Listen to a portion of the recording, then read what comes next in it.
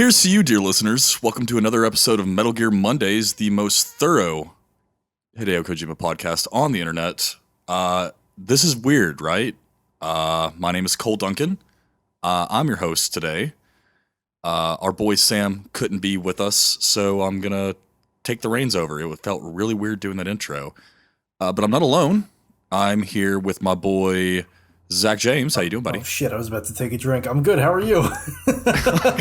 Go take that drink, buddy. I thought you were going to introduce Chris first. No. I saved the best for last. And with that, I'm also joined by my best friend, Chris Hampton. You did save the best for last. I did. Yeah. I did. Thank you. Of course, puppy. Like I said, Sam is not with us. He had some other stuff that he had to attend to. So we decided to kind of take it upon ourselves to do something a little different. We don't want to kind of jump into a lot of Metal Gear and Death Stranding stuff without Sam. So we figured for all of our non-patron listeners that we would do a Patriot Club. That's the side podcast that we do for our patrons. If you want to become a patron, if you like this podcast and you'd like to hear it a little bit more regularly, you can go over onto patreon.com and become a patron there. But basically what this is us kind of riffing, just kind of us talking. So we just wanted to give you a kind of a peek behind the screen of what you might be in for if you join the Patreon. As well as all of the other cool perks that come with it, the thank you videos that just went out. So if you are a patron, you just got those. I guess this will be last week. And access to the Discord. But with all that said, we do have a little bit of Metal Gear that we're going to talk about. I just figured it'd be a good idea, since it's on the main channel, to talk a little bit about our favorite moments in Metal Gear, because we really haven't spoken that much about it. And I kind of think that Chris should take the point on this one. Most definitely. Why? Because why should Chris take the point on this? Because like I said earlier today, we were talking about doing this, and I was like, all right, let's just do a Patriot Club, kind of show non-patrons what they're missing, kind of give them a peek behind the screen here. But let's keep a little bit of Metal Gear in there, so we'll talk a little bit. So just think of like your favorite Metal Gear moment. Singular. Chris hits me back up like 4 hours later and is like, I've got 5. I was like, Jesus Christ. Okay, but like, remember, this is just kind of like a talking point here. And he's like, all right, cool. Yeah. And then not 5 minutes before we get on this like hangout to record, Chris sends an essay with his 5 moments broken down, and you did the most work on this, so I think you should take the lead. Because I literally spent 30 minutes on this. Yeah, I know, and that's why you're a genius. I'm not a genius. Okay. You are a genius. No, I'm not. Don't do that. Also, I want to say that while I was at work today, I take a break to go check my phone to find about 27 messages between Cole and Chris. The last ones being Cole yelling at me for not responding because I'm at work, and Chris going, I wasn't yelling at you. Okay, hold on. I'll pull it up. I'll fucking pull this shit up right now. While you're doing that, I'm going to give the signature crispy pop for the Patriot Club. Oh, do that crispy pop, baby. That was a good one. This episode of the Patriot Club is brought to you by Honky Tonk Brewing out of Nashville, Tennessee. Ooh. The second best city in Tennessee. Ooh, that's not true, but okay. So at 2:57, they're having a conversation, and Cole goes, cool, we'll keep it light. And then just out of nowhere types Zach in all caps. And then Chris, about 5 minutes later, goes, he's probably working, can't text back. And then Cole goes, I was saying like, let's keep it light, Zach. Like I sent you a separate message for. Listen, I'm pretty sure I'm the goofiest motherfucker on this podcast, so you can take your fucking passive aggressive bullshit and shove it. Children. And don't even get me started on you, Chris. You were all catty this weekend on fucking Gears of War. What? You asked me to be on your YouTube channel, and I did. And I'm honored to have you there, but you were being fucking catty. How do you think it's going to go when I play Portal with you? We were talking about that, actually. Man. It's going to be bad. I kind of want to be there when that happens, just to like. I feel like I have to be there to mediate between the two of you. Do you have Portal 2? I don't yet, and I just mailed my PlayStation 4 back to the States today. So Damn, I was gonna say like because I'm coming to see Chris this weekend to go watch Kamasi Washington. What's up? Oh yeah. So I was gonna say like we could just do it there. Cool, awesome. I was trying to think. Do I have Portal 2? I mean, I could just buy Portal 2 on like your PlayStation, so you could have it. I have it on the PlayStation 3, but I don't have a PlayStation 3 anymore. Yeah, I don't either, which sucks. I kind of miss it. Yeah, I do too. Mine shit the bed. I think I traded mine in whenever I got my PS4. Yeah, we have McKay's here, like you guys do, and they sell the old backwards compatible fat PS3s, and they're $169.99. That's not a steal. Bad. And I saw that they had the Metal Gear Solid 4 edition of this, because the Metal Gear Solid 4 one is backwards compatible, and they wanted $400. Yeah, that makes sense. It's a collector's item. That's like in the box. We used to have this store that in my mall called CEX or whatever it was called. There were a few times where they had the Metal Gear Solid Peace Walker PSP in there, but again, they wanted like $400 for it. And then I'm pretty sure that store got closed down because it was like secondhand tech, everything, and I'm pretty sure that got shut down because people were like stealing shit and hawking it there. Yeah, that makes sense. It's kind of like Buy It Again Sports. You guys ever like been to one of those? I have not. Oh yeah, or Play It Again Sports. I think that's what it's called. Yeah, one of my buddies in college had like all of his equipment stolen, and then he had to call like every like Play It Again Sports. Was like, hey, listen, my car got broken into last night, so if you see like this piece of equipment, this helmet, this stick, like all this, like please let me know, because I'm pretty sure someone's gonna try and pawn it. Which sucks, but anyway. Or Chris, do you want us to go first, Chris? I mean, like, because like I said, best for last. Like, I mean, I'll get mine out of the way quick. Okay, sure, why not? Go for it. You sure? Yeah, go for it. Okay. So like my favorite moments in Metal Gear, obviously the fight with the boss, because that's iconic, right? Oh yes.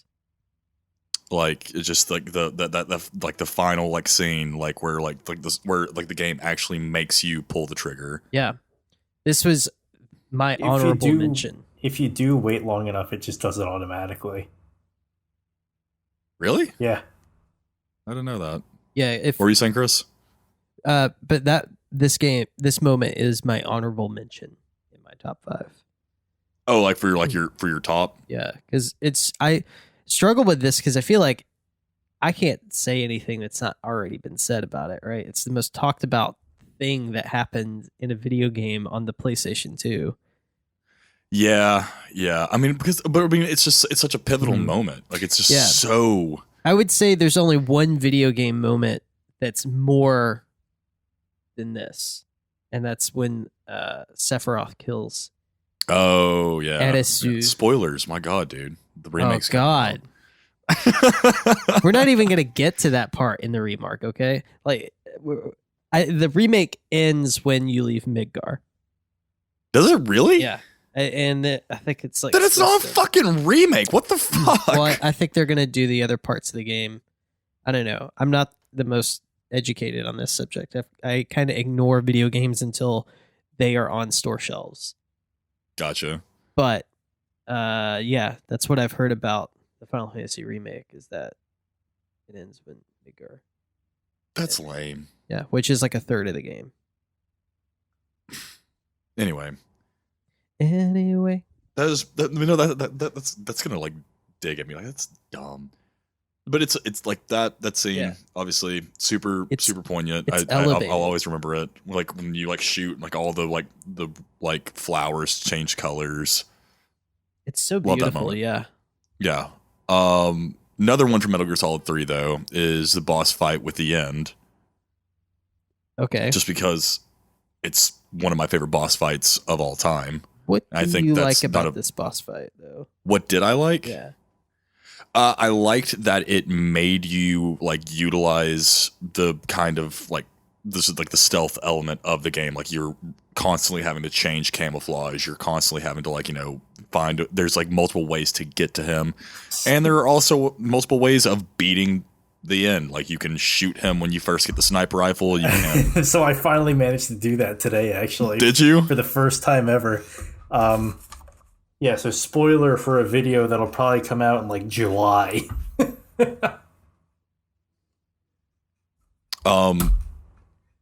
Yeah, there's that. You can always, just set the clock back and just kill him but with old age. Or you can do it, which I recommend everyone doing it, the legitimate way, like sneaking around and like hitting him. I'm realizing now that all of mine are from Metal Gear Solid 3 because it was my favorite game. Yeah.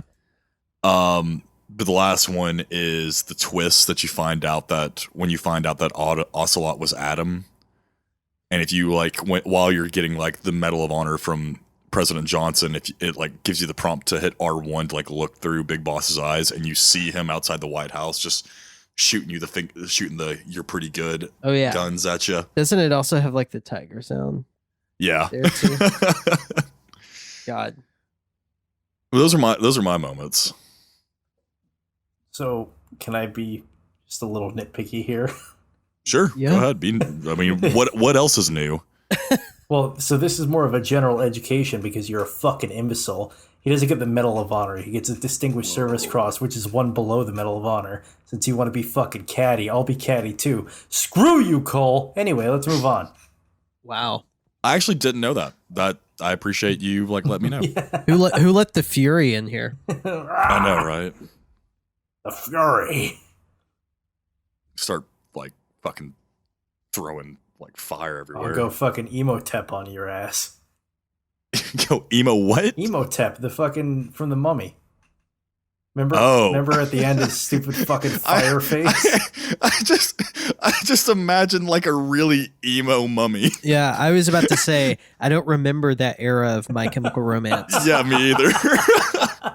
was that a used song? What's going on? Oh, it was some of them were underground stuff. You guys wouldn't know. Oh yeah. Oh no, Emotep. That was a Seosin album. I remember that one. Yeah. Right. No, I remember Emotep. They opened up for Under Oath back in Chattanooga. Yeah. At the warehouse. For them. You remember the warehouse? Yeah, the warehouse in Eastridge in 2007. Yeah, no, I was at that show. Yeah. Totally. Emotep actually goes out actively finds scarabs to get under his skin. Poor Emotep. Oh, stupid. What? You got something? How the fuck do you that's I know a lot of random bullshit trivia. Emotep? No, I'm not gonna I swear to God, if because I do trivia weekly, if that ever comes up, I'm calling you and just thanking you. What was the name of the antagonist from the famed Brendan Fraser movie? Poor Brendan Fraser. Hollywood did him dirty. They really did. That guy has gone through a lot. That poor guy. I mean, so what? The Looney Tunes movie didn't do well. Yeah, that was career suicide, but let's not punish him forever. No, he's been trying. Apparently, I think it was because he insisted on doing his own stunts for I think either The Mummy 2 or The Mummy 3. And one of them put him in the hospital. Yeah. And it that one injury kind of ruined him. Actually physically wow. made him physically handicapped him. Wow. And just because he has one bad Oscar gif of him laughing at a joke, the internet decides that he's fucking Nickelback. Come on now. All right, Narc. Since you've Dark boy corrected me on It was it wasn't the Medal of Honor, No, it was the Distinguished Service Cross. the Distinguished Service Cross, which is one step below the Medal of Honor. Yes. Okay. What all entails? Like, what's like the difference? I mean, like legit, like I don't know. So, hold on, because I actually had to write out the definition the other day for something. You always yell at me for shamelessly plugging my stuff. Give me 1 second. I yell at you in jest. I know. I mean, like. So there, I feel like I have to always say that. Like I actually do really like you. We definitely play it up for the show. That's for sure. Oh no, for sure. We don't disrespect the hustle either. So the Distinguished Service Cross. This is the definition that I sort of wrote and made my own definition for the back of my book that I'm working on getting published right now. It's the United States' second highest military award beneath the Congressional Medal of Honor, awarded to a member of the United States Army for extreme gallantry and risk of life in actual combat with an enemy force. So a lot of things, a lot of people who will be awarded the Distinguished Service Cross, or nowadays that's a lot more rare. You'll get guys who are awarded like Silver Stars, which is the nation's third highest award, is guys, especially in the special operations community, much like Snake, he was doing, or Big Boss, I should say, he was doing a black operation. So it sort of keeps the anonymity while still giving them an award. Oh, okay. So it's kind of like, hey, like we can't publicly say what you did. Yeah, and also, but so that, and also from what I understand is you have to be, for the Congressional Medal of Honor, you have to be nominated by a number of people, either from your chain of command or who were there to witness your acts of gallantry. And there was a very limited amount of people in that chain of command, and there was no one to witness it. That's correct. That's really cool. Like when you like think about it, like going back to like that game, like that just makes that moment now even better. Oh yeah, for me. Right, because Kojima did his research. Because if they had given him a Congressional Medal of Honor, it would have been made public. They would have had to give a citation for what he did, even though I'm sure they could have come up with something. Sure, they could have covered that up somehow, but like I believe Vietnam was going on in '64. I'm gonna fact check myself right now. Actually, Vietnam started in the 50s. Well, I'm trying to remember when like the actual ground conflict started though, because like in the early days it was a lot of advisors. I believe it's in 62. The Vietnam War was definitely still going on. It was from 55 to 75. Yeah, I see that. But because you got to remember, the actual ground conflict was not 20 years long, because or else they wouldn't be considering Iraq and Afghanistan our longest wars. It was France, really. Yeah, I mean, like we came to the aid of France and that. Yeah, and then France was like peace. Okay, so like the Tet Offensive was in 68, the joint warfare started in South Vietnam in 1963 and went to 1969. Because before that you had Mac v. SOG run around doing their advisory operations and shit like that. Yeah. So if they had done it, I mean, they just would have had to go through a whole bunch of stuff where, by giving him the Distinguished Service Cross, they kind of, they kept it low key, basically, in that room. And that was about it. And that's why, later games, Big Boss was even able to sort of be like, yeah, well, that never happened. But then in Peace Walker, when he needs to call in that favor, he's like, you shook my hand, or whatever his fucking line is. I don't remember. So by doing that, it's sort of a little bit of realism that is mirrored a lot today with certain aspects of special operations and such. That's very cool. That is really, really cool.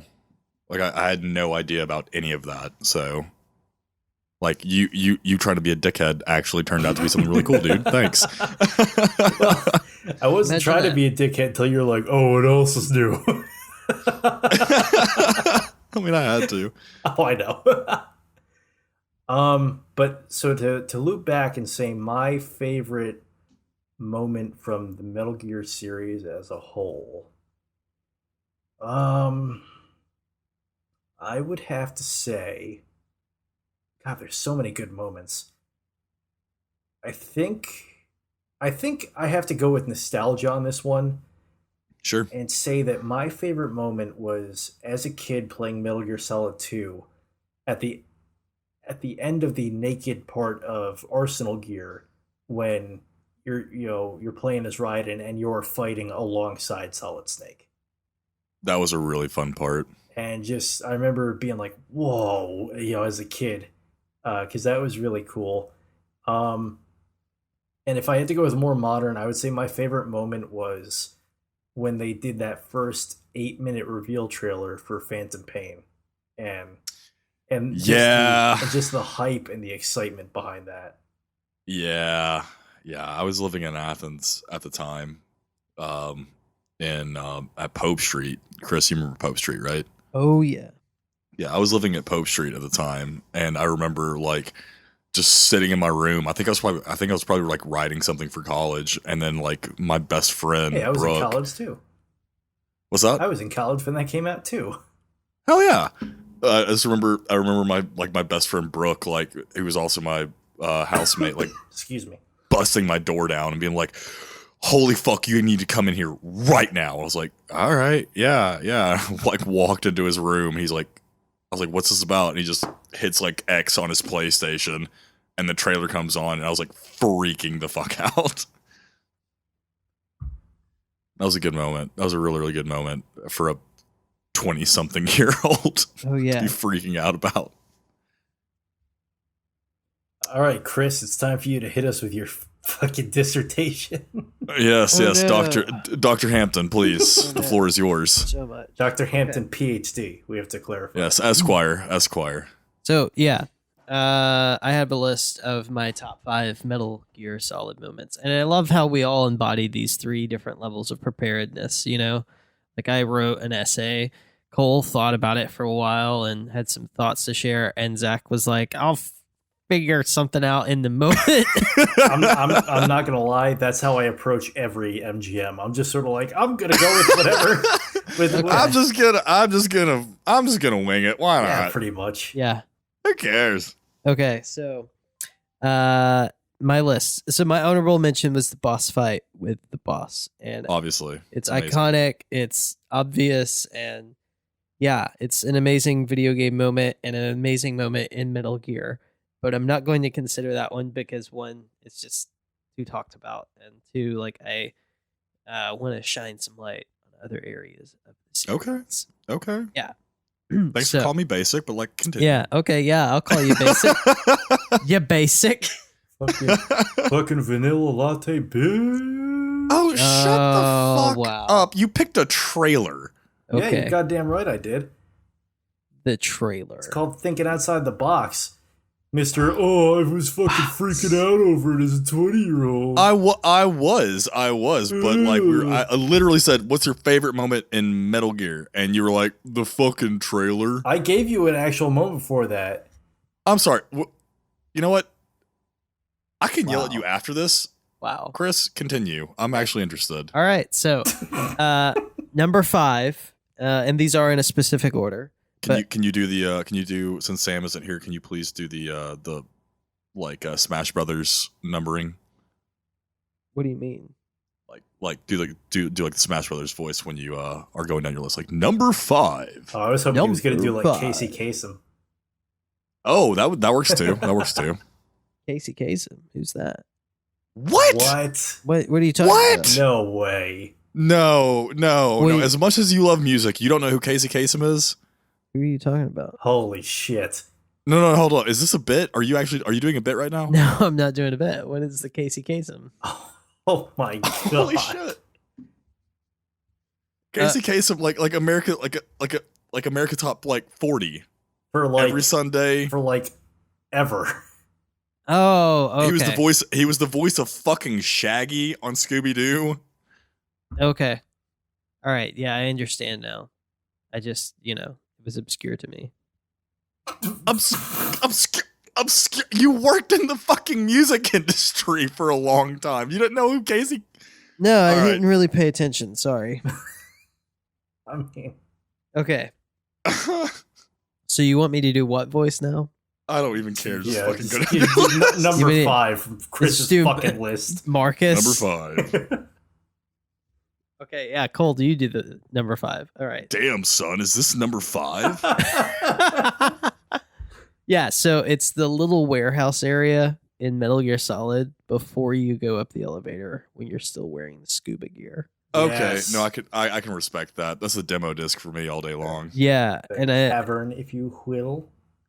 I said why it's cool. So this is the first area in a Metal Gear Solid game that I ever experienced. So if I close my eyes long enough, I can still picture those gray walls, neon blue warehouse lights, and Mhm. snow white guard uniforms. I can hear the scuff of Snake's shoes on concrete. I can see the splash of water as he crosses a puddle. There's nothing more Metal Gear Solid than this moment of learning how to sneak in absolute silence. Like that moment of like, what was that noise? Yeah. I have a cue request right here. Okay. Can Are we you put- editing this episode? No. This is it. Listen, if I was, it wouldn't be a request. I would just add it. No, Okay. I feel like we should put the cavern music in the background of this. Yeah, for sure. I was listening to it on vinyl before we started this episode, and I will put it here. Great. Maybe I'll put it here. Editor's note. Normally on a Patriot Club episode, we can do cute little edits because there are no narcs in our Patreon clubhouse. Seriously, it's one of the first questions we ask when you sign up. So I can't cue the music here, primarily because of copyright infringement. I'm sure Konami is planning to use the cavern music in their upcoming Metal Gear Solid Remaster Pachinko machine, and we don't want their lawyers pursuing us with that kind of litigation. Also, Zach is a narc, and if he tells you to do something, you should not do it. Second editor's note.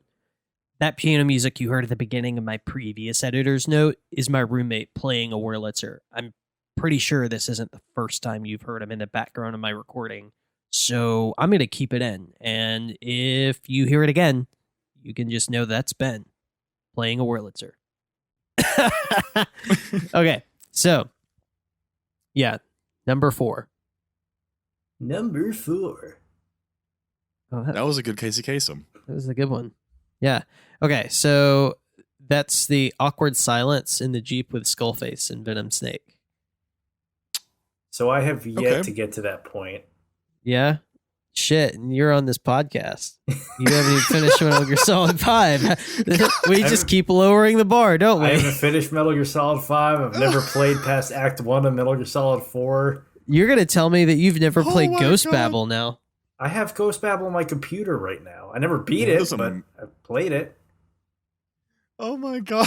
I love it. Sam's gone and Chris is all of a sudden like getting like catty with Zach. This is great. No, you're taking my you're taking my place. It's not all of a Yeah. sudden. He started this shit during fucking Gears of War 2 yesterday. Yeah, it all happened when I got to play as Cole. No, this was well before. No, that was in 3. Oh, yeah. Oh, yeah, no. I forgot that there was a character in Gears of War named Cole. He's the Coal Train, baby. It's the Coltrane. Coltrane, baby. Coltrane. Choo-choo. Coltrane all day. John Coltrane all day. Oh, Just God, start yes. tacking on more names. Yeah. Got it. If this wasn't going on YouTube, I'd tell you to cue it here, but I know we can't do that. So the only thing I had to write about this was so this scene is a video game version of the conflict that Kojima and Konami were going through at the time. And we, the fans, were the soldiers driving them to their final anticlimactic destination together, like a family on a long car ride. I love the idea of them as like a really like fucked up family. Does this mean Yeah. we have to have Driving. 2 Mom and dad are Christmases? fighting and mad at each other, and we don't know why. We just are. We know we have like 5 hours left to get to Grandma's house. You're just in the back seat with your Game Boy, like praying to God the batteries last. Yeah, but it's dark, so you have to you're playing Pokemon and you have to wait for the street lights. Yes. Yeah, Because because all of our parents lied to us, and they're like, "Oh, like the light back here is blinding me." No, it's not. You can't do that. You'll wreck the car. Yeah, no, it's like the people who it's like the same thing with like getting on a flight. Like why do I have to turn my phone on airplane mode? Yeah. I'm not gonna fuck up. It's not gonna fuck up the radar. And if it is, why am I on this flight? Yeah. Newsflash, I've taken a lot of flights and I've never turned my phone on airplane mode. It just doesn't. It's just dumb. It's this dumb arbitrary rule. Like, and like, what are they gonna do? Check? Cole and Chris get on a plane together. They don't turn off their devices. Cuts to like an air traffic control thing. It looks like the fucking Russian Air Force is invading. Good. Oh my God. We are not the cause of the plot of Red Dawn, okay? Great movie, by the way. The 1984 one, God. not the fucking 2012 one. Was that Like the one with Josh Beck in it? Let me check. I gotta fact check myself now so I don't sound like even more of an idiot. Damn it! Why'd you like take the joke out for me? Like that's fucked up. Come on, man. Yep, 1984. Fuck you, Cole. Number 3. Number 3. Cole, you got to do it too. Oh, you want me to do one? You want to do the same one? Do whatever you want. Oh. Number 3.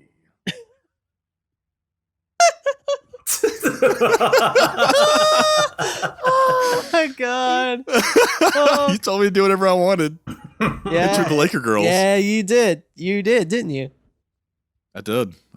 Okay. So number 3 is the ladder climb. Oh, Metal Gear God. Solid 3.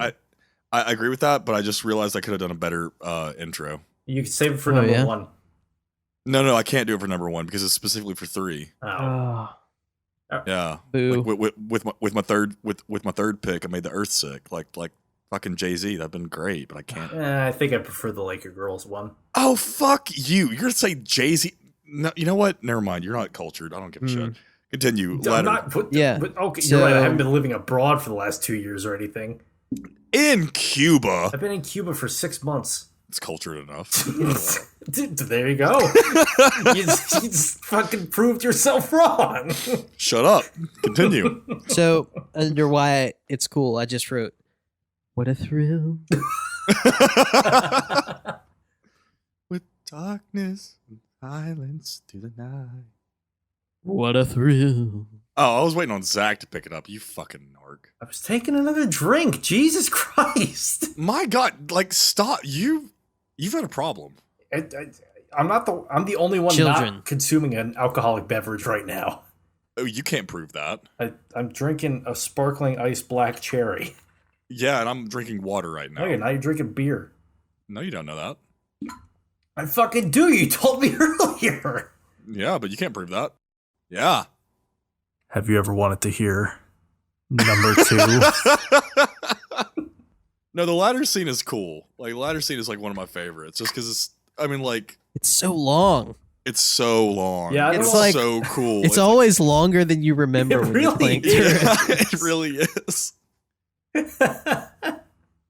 It's like but the thing is, it's like you're like ascending out of like the shit. Oh yeah, that you've like gone through. It's literally a transition to the end game. I still like to imagine that it's actually Eva up there, like brought singing. You a metaphor. Oh God, like Mario in Princess Peach. I mean, a metaphor. You're not going to talk about the final boss fight is with the boss. Yeah. She is the boss of the game. Yeah, but I mean, like, Big Boss was like, a thing back in the fucking 80s. Come on now. Yeah, for sure. Kojima's always kind of like had that campiness. There can only be one boss and one snake. Oh my God! I just realized something. What? They're Sith. Sith. What do you mean? Yeah, like Star Wars. Like there can only like how there can only be like 2 Sith. Like there can only be one boss and one snake. Like fucking Emperor Palpatine. Darth Vader. There can only be one boss and one snake, and the fucking apprentice has to kill the master. Oh my God! Nope. Your Metal Gear Solid 5 disproves that theory, though. Yeah, but he's not really Snake. Well, he's not really Snake. Solid Snake breaks the chain. He's not really Snake. And also, how do you explain Metal Gear Solid 1? There's no boss in that one. There's just two snakes. Shut up. The boss was there. Well, He was pulling the strings. That would be there can be only one. Metal Gear Solid 2. Metal Gear He's Solid still 2. there. No. I mean, There's no Solidus is a clone of the just boss. technically three I mean, snakes. so is Liquid, and they're Sith. Fuck you guys. No. Continue. No, they're not. Solidus is the stand-in for the boss, is what I'm saying. Oh, I thought you were like being Zach. Never No, mind. because he's the perfect What the fuck is clone that of the boss, supposed to right? mean? I kind of like this little theory, but I think it does have holes in it. It has holes, but it's better than anything Zach's brought up. Fair point. I'm gonna But kill you most one day, things Duncan. are. I hope you do. Good God. Anyway, so I'm gonna continue I'm with gonna number make you 2. break a controller in Portal 2. I'll play exclusively with my white one so I don't break my gold one. That's my favorite one. I'll talk about this after this. Go ahead, Chris. Number 2. Number 2. Have you ever wanted to hear number 2? The boss fight with Psycho Mantis. Yes. Yeah. Wait, first time or second time? What? I'm counting Metal Gear Solid 4 because it's essentially the same goddamn Oh. Nah. first fight. I don't count that. That's not No? the same. Having just replayed it, that fight is so goddamn good. Yeah, it's a great fucking fight. Yeah. Especially when you learn how to use his first person view against him. Oh, yeah. Yeah. It's such a tricky, like, clever puzzle. You know? It's a puzzle within a boss fight. Like it's awesome. It turns, like, the video game console into the puzzle. Right? Why couldn't I read Yeah. your mind? You think outside of the box. You take that controller out and plug it into the second port. That's who we should try and get next. I'm just saying. I mean, The guy who voiced Psycho Mantis. Yeah, we should do that. That would be Hold on, I'm fantastic. gonna find out who. No, it I'm is. gonna find out first. Well, you guys do your research, and I'll read my why it's cool bit. Okay, go ahead. So, this is the most mind blown I've ever been in a video Douglas game. Stone. Fuck you, Zach. I kept typing fucking Pacho Mantis. Goddamn Okay. sausage thumbs. Wow. Douglas Stone. We need to get Douglas Stone on there. Yes, let's reach out to Mr. Stone. Sorry, go ahead. Oh, yeah. So, I was saying, this is the most mind blown I've ever been in a video game. The fight itself is challenging. The boss dialogue is incredible, and hearing the ending dialogue after the fight makes me more upset that Baby Psycho Mantis was so glazed over Metal Gear Solid 5, which was like watching a Muppet Babies version of Metal Gear Solid. Muppets, baby. So I have a quote There from can when only you be beat. one. Do you guys? You would really point a gun at your own brother?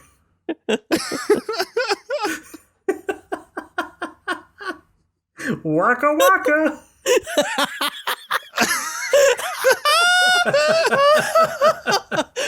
Oh my god! You know, I will pay Zach money to do a whole dub of Metal Gear with the Muppets voices. Please, God, let me do this thing.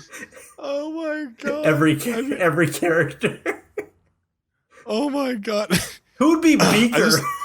I need for you to do like Ocelot's like explanation of like why he uses a cult single action, but as Fozzie Bear. Oh fuck. All right, let me look it up. Yeah, look it up while Chris keeps going. Okay, so the quote. Do you guys remember what Psycho Mantis says after you kill him?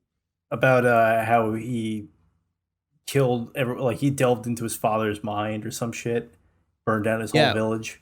Well, his actual like very last words are, "We are truly the same, you and I. The world is a more interesting place with people like you in it. I never agreed with the boss's revolution. His dreams of world conquest do not interest me. I just wanted an excuse to kill as many people as I could." And then he says, "I've seen true evil. You, Snake, you're just like the boss. No, you're worse. Compared to you, I'm not so bad. Like, it's a pretty heavy moment. And he, like, delves into Meryl's mind, and he, like, tells Snake that Meryl has feelings for her, and, you know. Oh, yeah. It's just like that, and then you see, like, Psycho Mantis and Metal Gear Solid 5, and it's like, he's just kind of a set piece. So I will say, I can't find the Revolver Ocelot quote. So I will say too, sort of, because you're talking about the fight. One of my favorite moments in Metal Gear Solid 1 is the lead up to that fight, because Mantis Hymn is one of my favorite songs off of that soundtrack. Yeah, it's a good one. Yeah, so when you're going through that sort of basement area, even before you go down that long hallway, which I found out guards will not chase you down if they don't see you go down it, thankfully. But just that's so fucking good for a soundtrack. Mm-hmm. Yeah, and the colors, like the hallway leading into the boss battle. It's almost got like that polished marble floor that somehow comes across even in PlayStation 1 graphics. That whole image, the imagery of all of this is what defines the PlayStation 1 to me. When I think about a PlayStation 1 game, I think about this specific moment in a video game. Walking down this hallway with Meryl, and like she starts acting funny, and then you encounter Psycho Mantis, and he's like, "Oh, you like to play Suikoden and Castlevania, and oh, you like to play Castlevania. Put your controller on the ground, and I will show you my power." Psycho Mantis was such a cool boss. Yeah, it was like so well thought out, and I think there's never been, well, except for one moment, there's never been a moment like this in Metal Gear Solid that's been matched. I can agree with that. Yeah. I mean, like that was like the most, like, aside from like the weird, like for me, like the existential, like crazy bullshit of 2, that, because I mean, like that was like the one big twist that just kind of threw me for a loop, and I was like, no, this game is something else. Yeah, it's pretty wild. We're not tools of the government or anyone else. Fighting was the only thing I was good at, but at least I fought for what I believed in. Snake, farewell. Did you find the... No, I found like a last quote thing, which is pretty good. But I wasn't able to find the Revolver Ocelot one. It's something like... I'm not gonna lie, my Fozzie Bear is not as good as my Kermit. Dude, I mean, I'm okay with Kermit. Hold on. Hold on. I guarantee I can find it. It's like 6 shots. Or wait, more than enough to kill any living thing. This gun is the best gun in the world. That's for fucking Metal Gear Awesome. Yeah, but like he also says like 6 shots, like 6 shots long enough to, like, you know, enough to kill anything that moves, like something like that. Yeah, let me look. I've got the fucking... I literally had the entire script for Metal Gear Solid pulled up earlier. Did you really? Yeah, because I was pulling that Psycho Mantis quote. Well, Well, while we're looking this up, let's hear the top moment of Chris's Metal Gear experience. Number 1. I actually found the quote already. So yeah, I just found it. All right, well, fucking send it over. It's not as long. It's not as long as it's literally just the Colt Single Action Army. 6 bullets, more than enough to kill anything that moves. The Colt Single Action Army. 6 bullets, more than enough to kill anything that moves.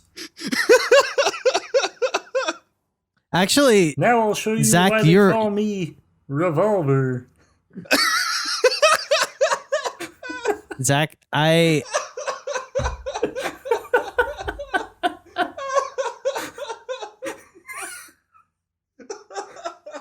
What you got, Chris?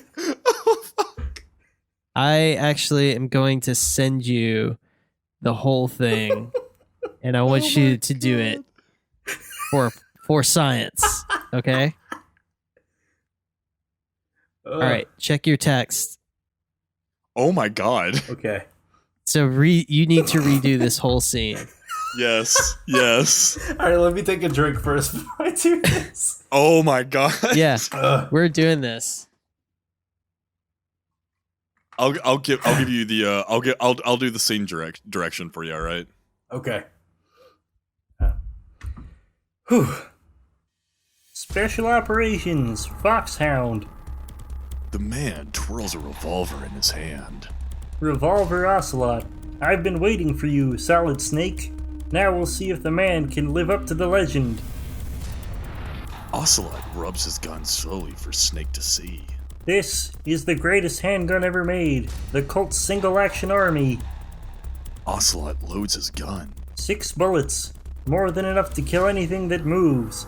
Now I'll show you why they call me Revolver. Snake crouches, ready to whip out his gun. Ocelot does the same. Draw! Oh my god! I need a clip of that.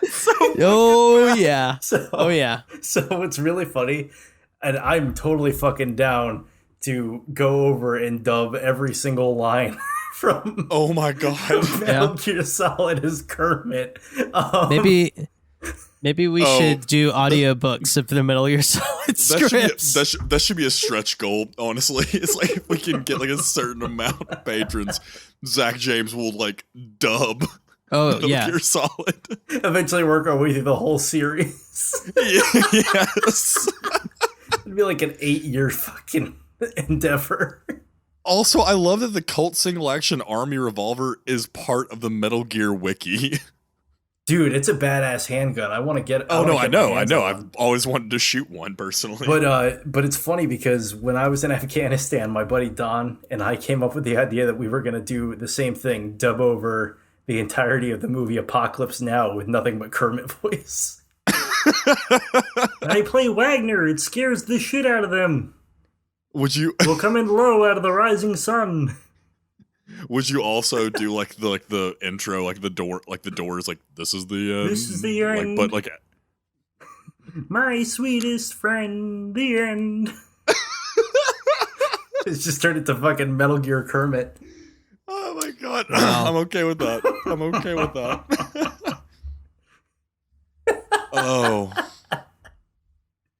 Oh my god. Well, where were we? What were we talking about? Number one. Number one. Oh, the single greatest moment in Metal Gear Solid as a franchise to me. Okay. The return to Shadow Moses in Metal Gear Solid 4. Yeah, that was cool. I have yet to experience it firsthand, but I am very excited to do that. It's really fucking cool. You're in for a fun time, my friends. This is a very good moment. A surveillance camera.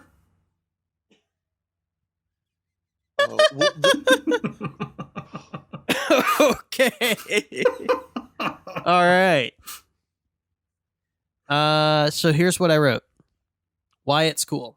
Just like my number 5 pick, the return of Shadow Moses. The return to Shadow Moses, echoes within the hallways of my mind. When I first played this game, I remember thinking to myself, wow, this is exactly like Shadow Moses the first time around, except empty and kind of run down.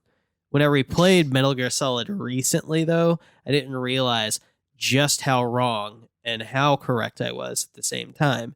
It's not an incredibly accurate representation of what it was like playing through Shadow Moses and Metal Gear Solid, but Metal Gear Solid 4 accurately portrays the nostalgia factor, seeming to be exactly as I remembered those sections of the game.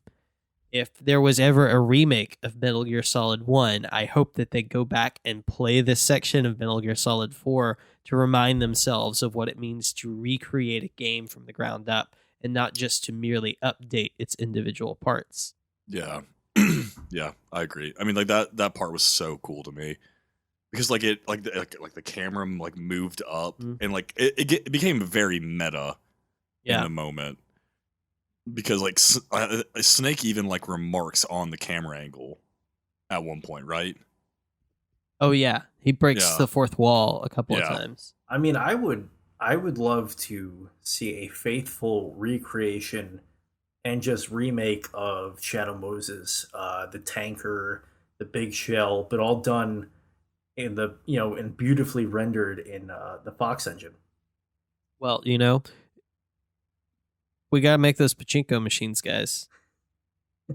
So that's honestly on my bucket list is to go play a Metal Gear Solid pachinko machine. I mean, Just the to see cutscenes look gorgeous. if it's worth killing the entire franchise over. I guarantee it's not worth killing the franchise, but like, fuck, I want to play it. Killing the franchise? I happen to think that that Metal Gear Survive is the pinnacle of the series. Well, don't you deserve a cookie? Swim to Cuba and strangle you. I will do it. I don't care. I mean, here I thought the fucking chicken wing voice would have come through on audio, but apparently not. Like the SpongeBob meme. Yeah. Oh no, I would do. I do really want to play it. I don't know why. I'm just thinking. I played it because it's on Game Pass on the Xbox, and what, the Metal Gear Solid pachinko machine? No, Metal Gear Solid Survive. Oh God, no. Oh God, why? Just curiosity, you know. Maybe that's something that you and I could do is like an hour or two long one-off at some point. Oh, it's so bad. I don't know if I can play an hour of it. Well, as long as we do more than 10 minutes, or at least 10 minutes. That's how long my episodes go for. I don't know if I could do 10 minutes. I couldn't do it. I've watched enough gameplay of it, and that's not a lot. I'm good. I don't know if I can watch any more gameplay of it. Let alone so drive painful. the gameplay. It's like everything that was bad about Metal Gear Solid 5, the game.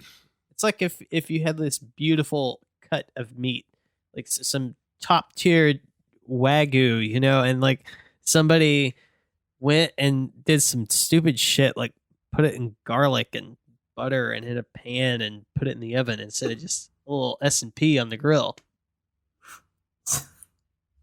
Are we about to fight right now? So I don't know, bud. Are we about to fight? So as a little bit of you're gonna put Wagyu on a grill and not in a cast iron pan? So as a little bit of a as a little bit of a tribute to our guest James Horn from a few episodes ago, I was thinking about how funny it would be to overlay Kermit on the opening of Ground Zeroes. Oh. She told us everything. Don't worry, I kept my word. She didn't suffer long. Wow. No, hold up. I want to circle back to this. You would put Oh shit. would put Japanese Wagyu on a grill. Well, I'm just saying, if I'm going to pay top dollar for Japanese Wagyu, I'm not going to water it down with a bunch of butter and garlic. Don't fuck up my steak, Derry. Like, listen to me. You're going to put Japanese Wagyu on a you're not going to put it in a pan. You're not going to put it in a pan? S&P for me. It's fucking sacrilege. And this, I know this is a bit because I know what you're referencing, but at the same time, I want to know, like, would you actually? What? Would you actually grill Japanese Wagyu? Would I grill? No, I would not actually. I would not do a bunch of shit with it though. I would just sear it lightly. A little bit of butter. Okay, cool. Okay, cool. Salt and pepper. That's it. Little. What? You're not gonna throw some thyme in there? No. Really? No. See, I would throw a little bit of thyme on top.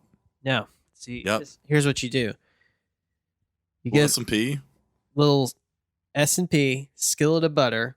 You melt that. Sear the steak. Okay, sear it.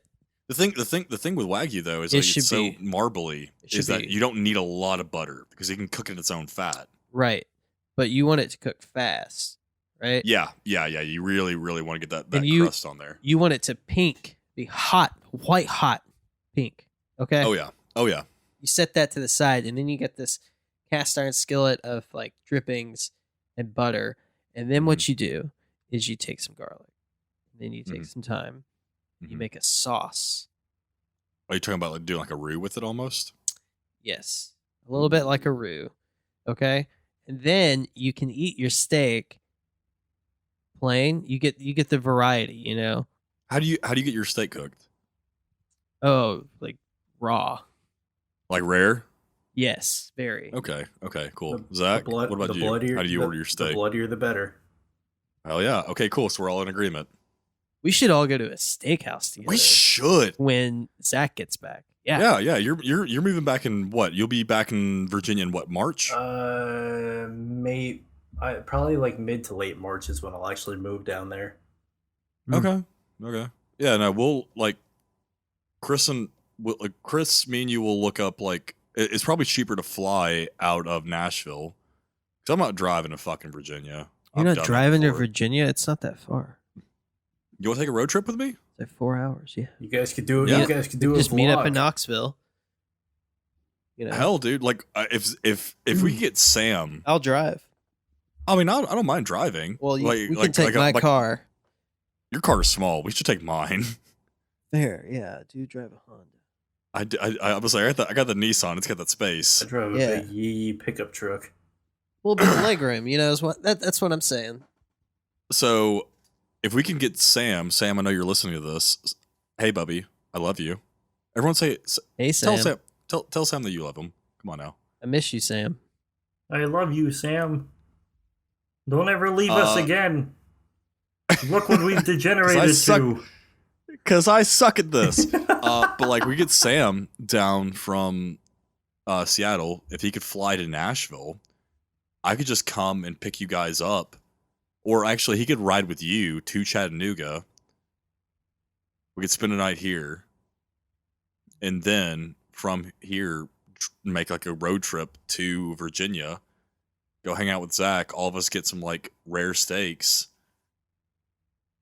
And then me and Sam could do our slap bet at the same time. Yeah. Also, yeah. If we have any listeners in Virginia, hit me up because I'm gonna know like 2 people out there. So. Also, if there are any listeners like in the Southeast in general, like hit us up because we're pretty mobile, honestly. Like I said, like I got to meet up with Sean, which is really, really cool. And his brother-in-law, I'm sorry.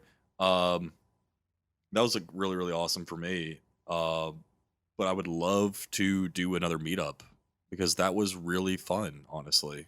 Just getting to hang out with people who like the podcast and who also like Metal Gear and Death Stranding. Why don't we just like eventually plan a fucking event? I mean, we're kind of doing that right? I'm talking like a year or 2 from now. Like rent out a space at in like Nashville. A hotel or whatever. Why don't we do it in Atlanta? Nashville's more central. It's in Central Time. True. But it's Nashville. It's the greatest city in Tennessee. It's not. And we send invitations to our guests. It's not the greatest city. It is, yeah. It's not the greatest city in Tennessee. What do you have down there in Chattanooga? I got so much more than you have in fucking Nashville. Oh, hell no. Hell yeah. Hell no. Nah, dude. Yeah. Nah, dude. No, like I'm not trying to disparage my own home state. Like I got a fucking TriStar up right now. Yeah. For sure. I respect that. Yeah, I mean, because like Tennessee, like that's where I'm from, and I'll rep that till the day I die. But I think Nashville kind of just overall, it's not my place. Chat's my place. You mean all right? Mean Mogadishu? Yeah, I mean Mogadishu.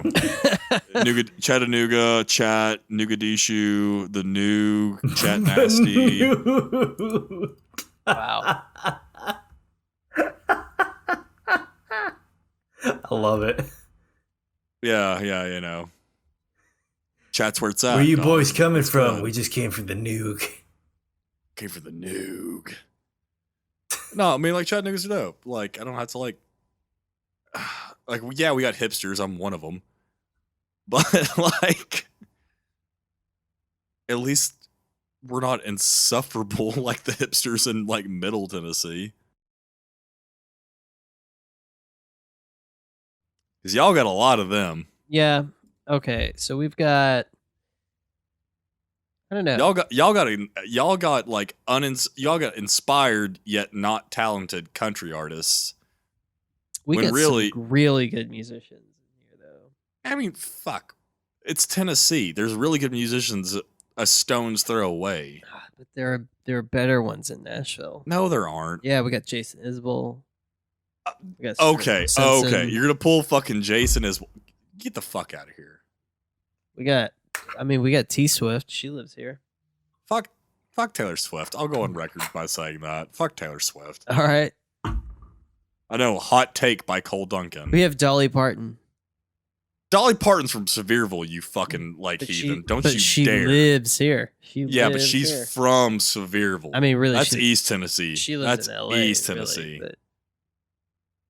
That's not Middle Tennessee. Dolly is East Tennessee. You guys don't. You don't get to claim Dolly. Well, all right.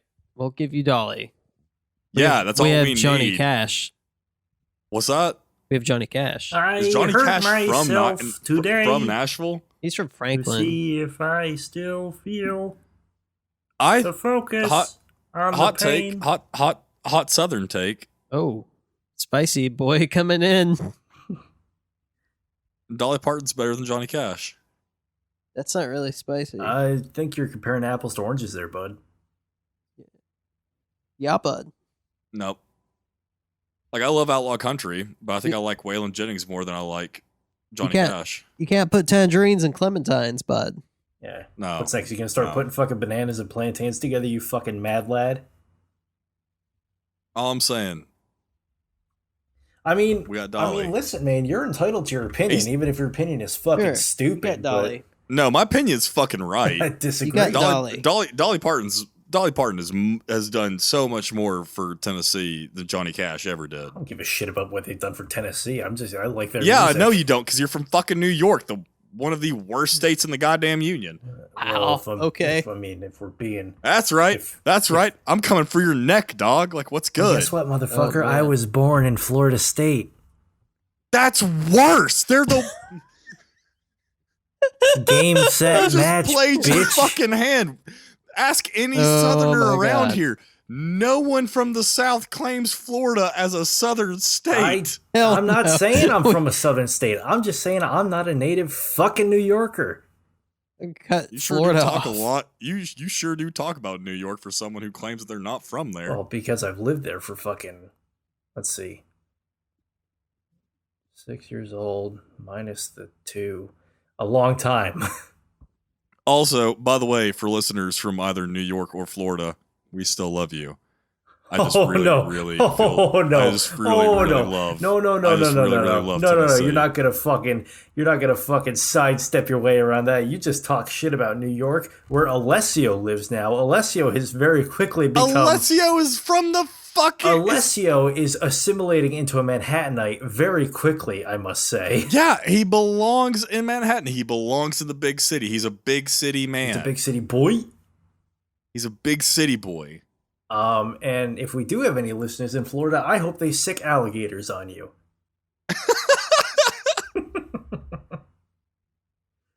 I kind of do too. That'd be a cool way to die, honestly. Die? Whoa! I was just trying to scare you. I was trying to kill you. You go to the pearly gates, like, oh, how'd you die? Oh, man, fucking XYZ. How'd you die? Fucking alligators, dog. That's the way to go out. Like people would talk about me for a long time. But then right, yo, you remember Cole? Right as you're about to pass the alligators. threshold into heaven, I bring you back. I go, not today. And then you would deny me that honor. And then two fists full of your shirt, I pull you in so you're real close to me, just like that starfish yesterday. I go, I ain't done with you yet.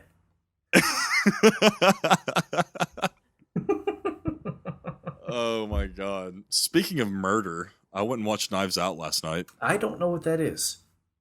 It's a really good movie. Heard of Knives Out? Really good movie. Daniel Craig, Jamie Lee Curtis. There's a lot of really good actors in that movie, actually. Hold on. I'll bring up the IMDb. I will have to look it up on the YouTube after this. Yeah, you should. I think I think it's like a movie that you would actually really enjoy. You don't fucking know me. I do. I don't even. Daniel Craig, Chris Evans, Jamie Lee Curtis, fucking Christopher Plummer, Michael Shannon, For the Jay whole gang. Golay, Joseph Gordon-Levitt. That is. Okay, Don Johnson. I'm glad you clarified because I was like, Jay Golay, who the fuck is that? Yeah, you know, I mean, like, you know, we're close, so I call him Jay Golay. Yeah. You know, like it's just we're just like that. Yeah, you he know? calls me the Dunk Man. Yeah, he calls me. Yeah. Added a couple syllables, but whatever. The Dunk Man. Oh my god. That's your Death Stranding name. Wow. Oh my god. That's awesome. That's awesome. No, it's like a really, really awesome movie. Like I went and watched it like we were in like a theater like by ourselves. Like we only had, it was just like no one else. So we get to like actually do like That's the fucking best. It was like Mystery Science Theater 3000. Like I was just like, you can like talk openly and like kind of like make dumb jokes as you do. I've got a hot take from near the equator. I bet that you are infinitely funnier than Mystery Science Theater 3000. I don't think I am because I love that show. Oh, I can't stand it. Really? Yeah. Dude, what? Like, I remember like as a kid like cracking up at it, and then like even like when they brought it back, like I remember like watching it and I loved it. Nah, not a fan. That's something we should do. We should do like a Mystery Science Theater 3000 for like movies. I would be very down for that. Yeah? Oh yeah, we should do that with like all the Kojima movies we were gonna do. Oh my god, yes! Yes, dude. Let's do a watch along, like the four of us. Yeah. Is that fucking Justin Bieber? Escape from New York. Yeah, right. Yo. He looks like he lives in Florida now. He's looking fucking rough. Wait, what are we talking about? Oh, Look you at just the sent something in chat. the group chat. Yeah. Oh my god. Oh, wow. Dude, that dude looks like he like belongs in McMinn County. Yikes. For real. I can say that because I'm from there, and so can Chris. That dude looks like he should be from fucking Newburgh, New York. Nah, dog, that's big Etowah energy You don't right even know there. where fucking Newburgh is. Nyota. That's Nyota energy, yes. Yes, that's Nyota energy right there. Oh my god. That dude's hanging around that one marathon in Nyota, like just, hey man, you got, hey, look, like can you grab me a pack of smokes? Like that's what that guy is right there. Holy shit. Oh my god. You have to warn me before you do that. I'm gonna choke. No, I think he hangs around outside the old Kmart in Sweetwater. Oh no. Wait, did the Kmart in Sweetwater have like, was it just a Kmart or was it a big K? It was just a Kmart. I think that might have been like the last remaining just Kmart because the one up on the hill over by like where the Walmart got moved, that got turned into a big K when I was like a kid. But they didn't do anything. They just changed the fucking sign. Is Kmart like Kmart's not a thing anymore, right? There are still some locations, I believe. Really? Yeah. No, it looks like he's went hanging bankrupt. outside the Chattanooga High Center for Creative Arts trying to pick up his 17-year-old girlfriend. Wow. You're also not wrong about that. You're also really, really not wrong about that because the Chattanooga like Center for Creative Arts is in the like back end of downtown, the part of downtown that has not yet been just north shored. It's still rough. It's still really, really Of course, rough. now if anyone ever searches my phone, I have to explain why I fucking looked up Chattanooga High School. Yeah. There are multiple worse high schools you could have looked up, but that's Oh, I'm pretty sure. funny. That's what I love about high school girls. I keep Oh, getting God. older, they stay the Hey, same. mate. Be a All lot, right, We can't go there. all be a right. lot cooler if you did. It's a good movie. I don't care what anyone says. Like it's got co-opted by like the same. Here's the thing, like stoner movies, I love. Right? Like The Big Lebowski, that's a stoner movie. Yeah. Great movie. But that's a stoner movie that hasn't been co-opted by like stoner culture, like people who who consistently post on like our trees. Well, that's just like your opinion, man. Fuck off. Speaking of, have you seen the trailer for Jesus? For what? For Jesus? No, for the Jesus rolls. Oh no, I haven't. I saw like a picture, but I didn't see a trailer for it yet. No. Trailer is hilarious. I think it'll be a good movie. Is this still done by the Coen brothers? Yes. Then it'll be great. Yeah. They make good movies. They make really, really good movies. Yeah. When does that movie come out? Jesus Rolls. Finding out. Looking it up. Oh yeah. Zach, do you have a favorite Coen Brothers film while he looks it up? Oh, sorry, I was looking at Hatchets. I don't know. What the fuck? Have you ever seen Inside Llewyn Davis? Hold on, I'm looking up what movies they've done because I'm not familiar with them. Well, one of them is Inside Llewyn Davis. Have you seen it? I have not. Let me look. It's a really, really good movie. to Chris, have you seen that? What movie? Inside Llewyn Davis? No, I haven't. Oh my god, you especially would love Inside Llewyn Davis. It's essentially like the story about like David Van Ronk. Oh, cool. Yeah. No Country for Old Men. Yeah, No Country for Old Men was amazing. Yeah, no, that's one of my favorite movies of all time. Anton Chigurh is like literally.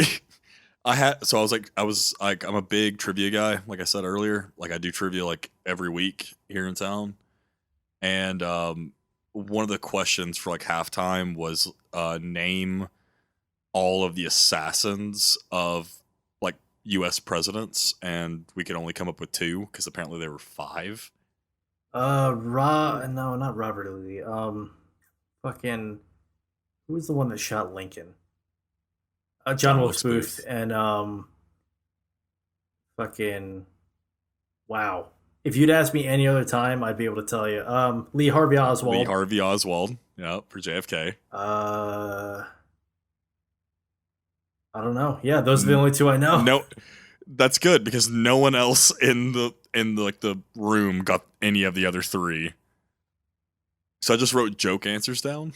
Okay. And one of them was Anton Chigurh. That's fucking awesome. All right. I mean, like, the man could get to anyone somehow. And So he's just fucking terrifying. It's Javier Bardem, right? Yes. Who played him? Yeah. God, that haircut is just fucking weird. So I have some bad news. The Jesus Rolls is directed by John Turturro. What else did he direct? I mean, he plays Jesus. Oh. Yeah. So Coen Brothers are not directing. I don't like that. Yeah. I don't like that at all. What has he directed? I thought he's directed something else. What the fuck am I looking at, Zach? One of the Hatchets I was looking at. Oh, for some reason, there's like a gray spot underneath it. I thought that was part of the hatchet. Oh no, that's part of the vest that's laying on. Yeah. I don't know what else John Turturro is. He has only done like short movies and films and a documentary. Okay. That may not bode well. I don't know. I mean, like I want to give like creative people a chance. I mean, because like look, like Jordan Peele came out as like one of the best like horror directors of the 21st century. Who? Very true. Jordan Peele, Us, Get Out. You invited me to the fucking call. The movies, dog. Come on now. And I didn't, by the way. Chris did. If it could just be me and Chris like talk, just vamping. I'd be totally okay with that. All right, you know what? I'm gonna fucking hang up then. Please don't, because we'll have to fucking figure it out. Oh shit. Oh. So Yeah. he's not so the Coen brothers have nothing to do with it. What's your favorite Coen brothers movie? That's a very tough question. I know, that's why I asked it. I have really fond memories of Brother Where Art Thou. Oh god, yeah. I love of course. that movie. Dapper Dan, man. Yeah, I'm a Dapper Dan man. My hair.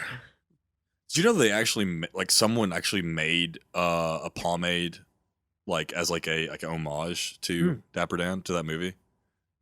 I didn't know that. Yeah, That's yeah. really Whenever I cool. had like my hair like super short, like I looked it up and someone did, but they were charging like way too much for it. I was like, nah, I'm good. Yeah, I knew a guy I was in the army with who used Dapper Dan products, and he was like, "Yeah, you should check them out." And I checked out the website. I was like, "Nope." I'll stick with my Yeah, stick with my Dollar Shave Club pomade that I was using at the time. yeah, like I'm not gonna like I'm not above paying premium like for like a good product. I mean, like I do that with like cologne, but like it's pomade. Like the best pomade I ever used was Suavecito. You guys ever heard of that? I have not. I have. Really good stuff. Really good stuff. And it costs like $17 I will for like a giant ass tub of I it. will keep that in mind for when I unfortunately have to get my hair cut.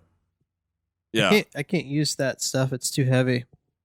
I mean, I can't really use anything besides like leave-in conditioner and like sea salt spray. So Actually, I'm thinking of changing it up instead of going with like my normal style haircut that I get, where it's basically a military cut but longer on top.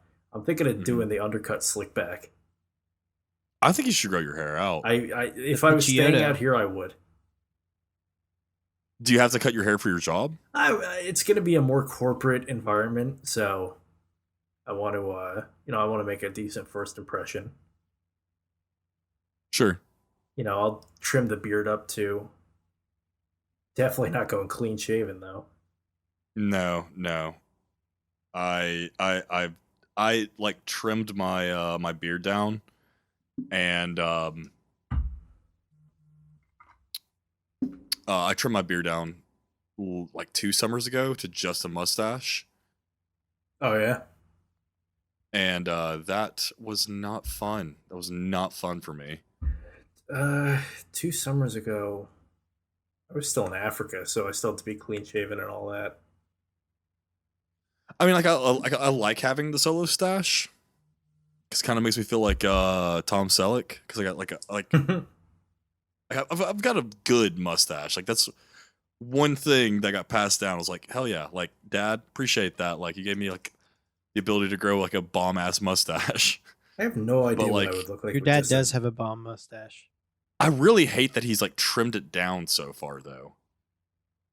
Like I wish he would just like let it grow all the way back out, but he trims it. I mean, he trims it like super thin. Oh yeah, that's the Southern way. Yeah. I mean, he's a Southern gent. Speaking of that, you had an idea. Not, I think it was like, I want to say October or maybe September of last year that we should become, Tennessee. What's it called? Tennessee Squires. Tennessee Squires. Yeah. Yeah. I'm still looking into that. You have to be referred by someone who is currently Tennessee Squire. Chris, you should explain what a Tennessee Squire is to Zach. The Tennessee Squire. So, Tennessee Squires are people invited by Jack Daniel's distillery to be a member. To be a Tennessee Squire, you have to be referred by someone who is already a Tennessee Squire. You do not have to live in Tennessee to be a Tennessee Squire. If you are a Tennessee Squire, you are given a deed to a square inch plot of land on the grounds of the Tennessee Jack Daniel's distillery in Lynchburg. Mm-hmm. You get a bottle of whiskey every Christmas. Mm-hmm. And you get to go to the Squire's room in Lynchburg. When you go on the tour. And so if you guys... there's specific instructions to be admitted there. So if you guys become Tennessee Squires, can you refer me to be a Tennessee Squire? Because I fucking love Jack Daniels. Bubby. Yeah. Well, we need to be discerning. Cool. You want to exclude Zach? All right, I'm hanging up. Fuck you guys. I mean, like I could probably find out who is a Tennessee Squire because like my company distributes Jack Daniels in Nashville. Oh, surely, yeah. And then like I'm good friends with the distributors here in Chattanooga who like sell Jack Daniels here. So I could probably figure out who could get us a Tennessee like squireship. Well, just one of us needs to get it, and then we can refer the other. So then the logical path would be like I figure out how to become a Tennessee Squire, I become a Tennessee Squire, and then I refer you, and then you refer Sam, and then Sam refers Alessio, then Alessio refers Isaac, and that's where it stops. Right? Sure, yeah. Yeah. Zach, what are you going to do in that time? Zach's I think gone. he left. He's gone. Yeah, I don't see his. Yeah, no, his little like cherry bomb dude is like gone in the chat. Yeah. Cool. It's the Chris and Cole show. So Chris. Yeah. How are you doing? Well, I was gonna say my favorite Coen Brothers movie. Yeah. Is Barton Fink. Is what now? Barton Fink. I've never seen that. What is it about? It's very good. Zach is what? What? Zach just texted us, I'm gonna burn your house down. Fuck your square inch. Oh wow, someone is angry. He also just said, "Oh, I don't think I can say that. I really like I can't say that on the air." Yeah. Like that's. Oh my god! Yeah, no, we will. Like, I assume we're not being monetized on YouTube, but like, even if we were, like, that's some racy shit. Oh, you are so full of shit. That's right. I'm getting revenge for Chris that one time that his mic cut out. I totally forgot about that. Oh my god. That's right. How does it feel? How does it feel? It's the only way I feel warm anymore. Oh yeah. Zach, how excited are you to move back to the States? I'm very excited to move. I mean, I'm gonna miss the hell out of Cuba, but I'm excited. I'm excited to be getting back. It'll be nice to not have to wait for a fucking week to get milk back into the grocery store. How long have you been an expat? Or are you at liberty to say? I have been an expat for the last 2 years. Yeah, almost 2 years and 1 month. Because, well, I don't know if does my deployment time count as an expat status? I don't know. I don't know either. I mean, like, at least a year and a month, possibly 2 years if you include my military time. I assume like expatriation is like your like voluntary, like it's like you going off to go do something. Okay, then yeah, it's been a year and a month, so 13 months. Because I left for Afghanistan in January of 2019, and then I was home for literally like 3 days between Afghanistan and flying down to Cuba. Damn. Well, it'd be cool to have you back. Like, what are you looking forward to the most coming back? I kind of like what I just said, and just, having the variety again, to be able to drive and not have, the one store. Like we have the Naval Exchange on the base here. And it's sort of like, you can only go to that so many times before you fucking know everything that's there.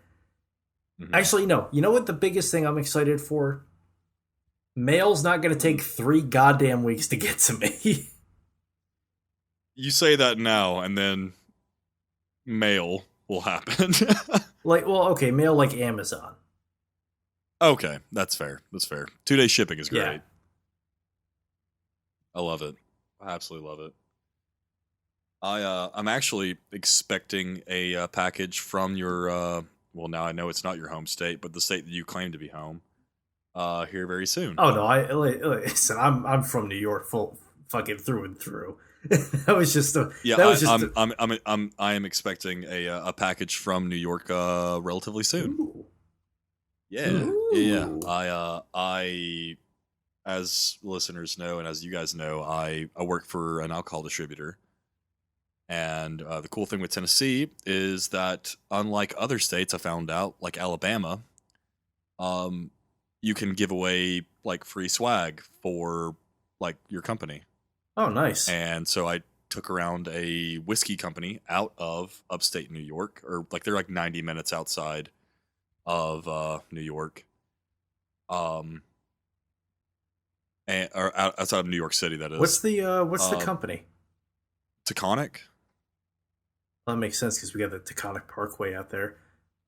Yeah. Where is it? Where is it from in New York? Give me 2 sec. Actually, I've got the sticker right here. They are located in Stanfordville. Oh, I don't even know where that is. Let me look. Yeah, Stanfordville, New York. Because my parents live about an hour and a half. Yeah, about 90 minutes outside of New York City. Yeah. They're like they source all their water from like the Hudson. Oh, you don't want to drink that. No, like the Hudson River Valley, like that. Like that's where they're getting like their water source. Apparently, it has like a decent amount of like lime, which is really nice. For making whiskey, they're really good bourbon. But I took them around and I like helped them like sell some stuff here in Chattanooga, and then they left and they contacted me. They're like, hey, we want to send you like a bunch of swag. What's your address so we can send it down to you? Yeah. And I was like, oh, hell yeah, here's my address. And so yeah, Stanfordville is so I live within the Hudson, like the greater Hudson Valley area, but Stanfordville is that's up near, well, it's across the river from Kingston. I have no idea what that means. Yeah. But well, if anyone's from New York, they'll know what I'm talking about. Okay, cool. But yeah, no, I am also expecting a package from them. So. Nice. Can't wait. Yeah. If they have stickers, I'll send you one. Please do. Speaking of alcoholic beverages and stuff, you remember that coffee I told you guys about, that like liquor infused coffee beans that I got a while back? No. It's from a company called Cooper's Coffee, and they do like I guess they soak their coffee beans in like barrel-aged rum, barrel-aged whiskey, yada yada yada. Really fucking good coffee. Okay. Like do they barrel age like the coffee beans? Is that what you said? Ooh. Is there any do they like ship that, by the way? By chance? Yeah. Actually, my mother had it shipped out here for me, like their little variety pack. No, I need to try that because I will send you as a big Twin link. Peaks fan, I feel like me and Chris. Oh yeah, well David Lynch has his own coffee. He has his own fucking coffee. What? Yeah, you can get it at Whole Foods. What's it called? David Lynch coffee. Seriously? Yeah. Holy shit. I'm about to be going to Whole Foods also this week. So I'll be the first to admit I don't know anything about David Lynch, but Chris and I were playing Gears of War 3 yesterday, and there's a part where there's a piano and your character can interact with it. He just sort of like slams on the keys. So I'm doing that over and over, and Chris is like, "Whoa, like I like that discordant piano in the background, kind of getting some David Lynch vibes." And I'm like, "Dude, that's me. I'm hitting the piano." He was like, "Oh." Lynch has got a way of like making that shit kind of eerie, like that, those weird sounds, like those just like mundane sounds. He has a way of making them sound eerie. Yeah, which I like a lot. I like a lot. Boys. Yeah, it's been fun. It's been real. For It's sure. been good. Yeah. It's been quite enjoyable. Some might say it's been real good. Mm-hmm. And so I want to thank both of you for hanging out with me for the Yeah. past hour and a half, Yeah, as do I. It's been really transcendent. It's been like okay. It's really been like 2 hours though. Yeah, I mean, like, so we started recording. We started talking a little bit earlier. Yeah, true. Yeah. But listeners, thank you so much. This is kind of, like I said, a little bit of a sneak peek of what you can expect from the Patriot Club if you go to our Patreon and donate. Yeah. Obviously, on the other ones, Sam will be here with us, and he actually adds, if you can believe it or not, like 10 times more levity to any conversation, mainly because he calls me out on my bullshit, and that's what's fun. Instead of just going blow for blow like we do. Yeah, exactly. Exactly. We just go we just go for the throat every time. Zach's D&D class is a berserker. Yeah, he really is. He's a full-blown barbarian all day long. Chris, you're a bard. You think I'm a bard? Yeah. Oh, actually, no. I think you're like a paladin. Honestly, That's interesting. I think you're a paladin. I think that Sam probably is a bard, and I'm just a sneaky little rogue. With that all being said, if you would like to find out more about us, you can always go to our website, which is at www.metalgearmondays.com. We also have a Twitter, which is at Metal Gear Monday. No S there. You can find us on Instagram. That's where Sam is posting a lot of the episode previews and occasionally some more fun stuff. That's at Metal Gear Mondays on Instagram. Make sure to go find us on Facebook. Click like, follow us there. We're constantly posting all of our episodes there. Follow us on YouTube. We're also posting our photos, our podcasts there. You can find Sam on the internet at Sanjuul. That's SANJUUL. And that's both Twitter and Instagram. And you can find him on PSN at Deadpool Alpha. Oh my, yeah, Deadpool Alpha. Yeah, I got you, Bubby. Zach, where can they find you on the internet? On the interwebs. On the interwebs, yes. Twitter and Instagram. I forgot what it was called for a second. You can find me at author Zach James. On YouTube, if you want to watch me bumble my way through the Metal Gear Solid series, and if you want to watch me and Chris play Gears of War, and eventually myself and Cole trying to get through Portal 2 co-op, check me out at Maverick Rooster. You'll find a little cherry bomb guy playing the Super Nintendo controller. That's me. And on PSN, I'm Maverick Rooster. Oh yeah. Chris, where can they find you on the internet? You can find me on Instagram at Chris Hampton. That's Chris Hampton the second. Same because for you Twitter. are your father's son. I am my father's son. Yeah, and it's the same for Twitter and Instagram and Facebook. Proto Dude on PlayStation. So that's proto_dude. And that's also the same on the Xbox. Nice. Yeah. I also forgot to mention, once again, you can support us on Patreon. Just search Metal Gear Mondays on Patreon. Just $1 a month will get you into our Discord. You can look through the tiers there. We've got a lot of awesome stuff there, like hangouts and video thank yous, and an extra podcast, which you're hearing kind of right now. Once again, with just one more person. You can also go to bit.ly/MGM store to find some merch from us. To include got a lot of awesome stuff the there. recently released Topography Slut t-shirt. Yes, we will be getting the topography slut. You can get yourself a topography slut t-shirt there if you are also a slut for topography, like our boy Sam. Mhm. And and you can also find myself on the internet on Instagram at Subterranean Homesick Brews, on Twitter at I am Cole Duncan, and the same can be said for PSN. I am Cole Duncan there as well. You can also probably find me on East Tennessee LinkedIn.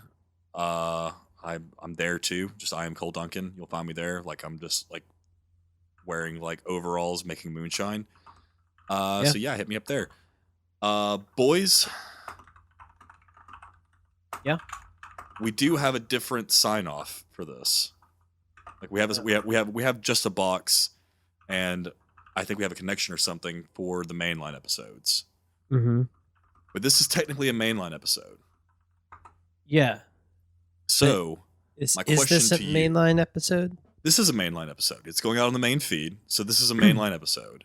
Okay. So I want to figure out how we end this. So I say each one of us takes one of the outros, Sure. starting with Zach. Whose footprints are these? Oh, it's just a box. That was so lackluster. Good God. Go Chris, fuck you yourself, start. Duncan. Yeah. I'm gonna be real with you. I don't really know what the intros are, or the outros are. Really? Yeah. Oh, first he doesn't know okay. Casey Kasem, now he doesn't even know his own show's outros. He doesn't know the fucking outros. My Yeah. God. Amateur Yeah. hour. Look.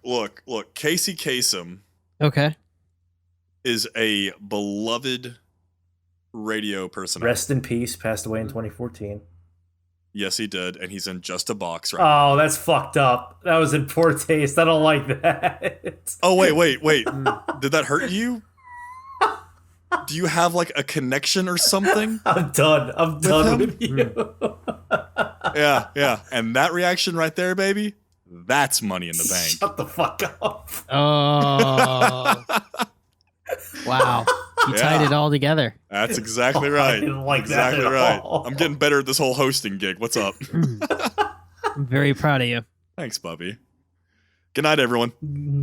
Yay! Just a box.